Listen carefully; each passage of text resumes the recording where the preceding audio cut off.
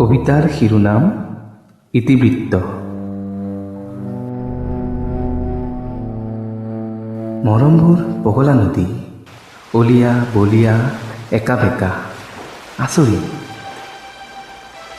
দেখুৱাই দিব নোৱাৰা ঢৌবোৰে বুকু খুন্দিয়াই ভাঙে পাৰ। বিশ্বাস হ'বও পাৰে অথবা নহ'বও পাৰে, মৰমবোৰ এনেকুৱা।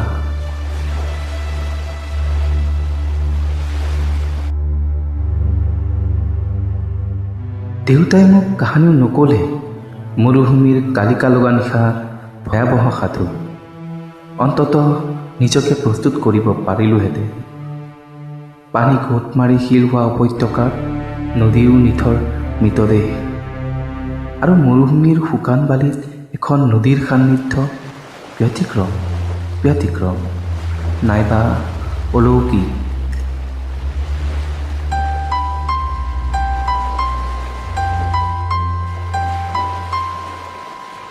তেওঁ নেজানে, আৰু মইনো কি জানো তেওঁ কোন। মাথো ক্ষণিকৰ দেখা দেখি আৰু ক্ষণিকৰ কিছু ভাল লগা, এনেকৈ সময় বাগৰে। দিন আৰু ৰাতিয়ে পাল পাতি পহৰা দিয়ে জীৱনৰ। গ্ৰীষ্ম বৰ্ষা শৰৎ হেমন্ত শীত পাৰ হৈ এদিন বসন্তৰ অপেক্ষাত চকুজুৰি থৰ লাগি ৰয় কোনোবা গছৰ ডালত। ক'ৰবাত বসন্ত আহিল নেকি? আজি বহুদিনেই হ'ল তেওঁক নেদেখা, আৰু বসন্ত প্ৰতি বছৰেই আহে, তাতনো মোৰ কি?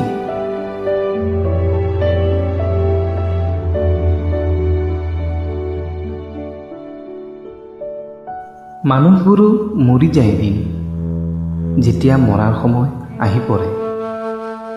নাইবা কিছুমান অকালতে মৰে, ঠিক কিছুমান সপোনৰ দৰে।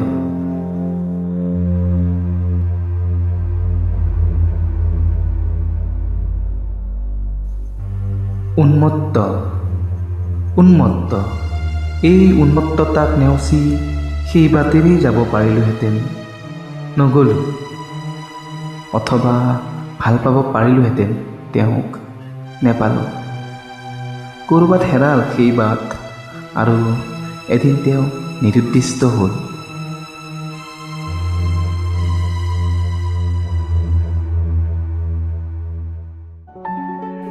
মৰমবোৰ পগলা নদী, কেতিয়াবা তৰাং আৰু কেতিয়াবা ভৰা বুকু। সোঁতে সোঁতে খুন্দা খাই উঠলি উঠা ঢৌবোৰক কি নাম দিম? শেষৰ পৰা আদিলৈকে আৰু আদিৰ পৰা শেষলৈকে পৃষ্ঠাবোৰ লুটিয়াই লুটিয়াই চলাথ কৰিও বিচাৰি নোপোৱা শব্দবোৰ, সম্পৰ্কবোৰ কিবা জানো অৰ্থ আছে? অলপ আত্মীয়তাৰ বাবে ইমান হাহাকাৰ? একেবাৰে অনৰ্থক।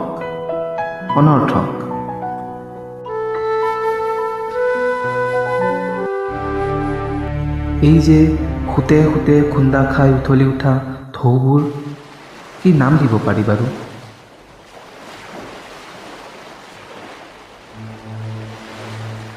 এদিন চেতনাত গজি উঠা বাঁহগছজোপাই আকাশলৈ ঢাপলি মেলিছিল। মাটিৰ চেতনা, কোমল মাটিৰ চেতনা। তেওঁ গ'লগৈ, যাওক। তেওঁ অভিমানী হৈ থাকক তেওঁৰ অভিমানেৰে। মইতো পথিক এন্ধাৰ পথৰ, সুদূৰ সিপাৰৰ সপোন খেদি ফুৰা নিসংগ নাবিক।